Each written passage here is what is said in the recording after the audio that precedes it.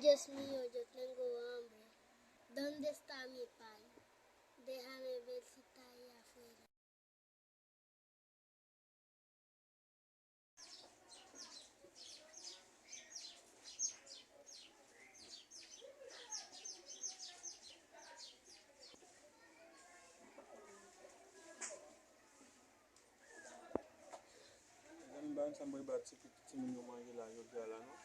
Parce que la vie a tellement dit là, qu'on a fait la dormir là, la lever là, comment qu'elle a dit migrant, on s'en va faire là. Ah ben, bon dit konen.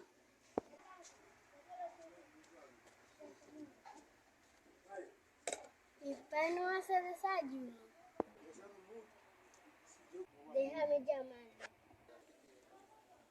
Papi, papi, Dime niña, ¿qué tú tienes? hambre, papi. La niña dice tiene hambre, yo no tengo nada en mi casa. Yo tengo un chin de arroz, déjame ver para cocinar, no hay ella. ¿Tienes mucha hambre, niña? Sí, papi. Yo te voy a hacer algo todo. Déjame, siéntate ahí, voy a hacer algo para que tú cocines. Oíste. Déjame prender la estufa, yo tengo un chin de arroz, voy a hacer algo. Tengo un chin de arroz ahí.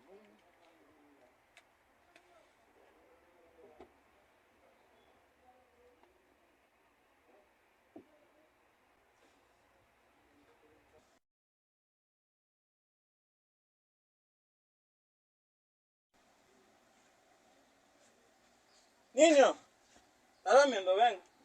Pero no duerme, niño. Ya yo cociné algo. Siéntate ahí. Ya está la comida.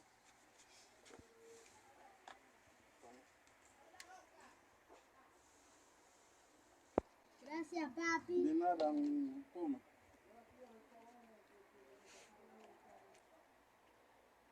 Pasará la comida. Ay, Dios mío. Déjame decirte a mi pai. Papi, ¿Qué tiene en la comida, niña? Tú lo estás sacando en la boca. pasará, papi. Dame.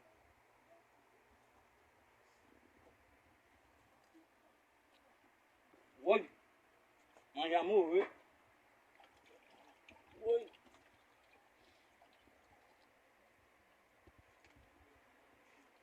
Niña, vaya muy, ¿eh? E pa fote mwen non ya, ti diri ya mte wè la, ti diri ya te tro piti, mwen mte wè te gen plis sel, mette plis sel, pou diri ya te kabay pe lo abwad lo.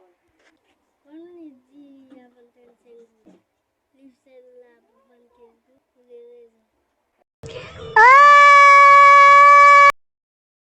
Mwen kon sa, wè mte deja do, paske mte ti diri ya te tro piti la, mte gen trop sel, alve di mwen diri ya ba kabay. Mette plis sel, nan diri ya pou so wè diri ya gonfle, danje kon sa, wè abwad lo.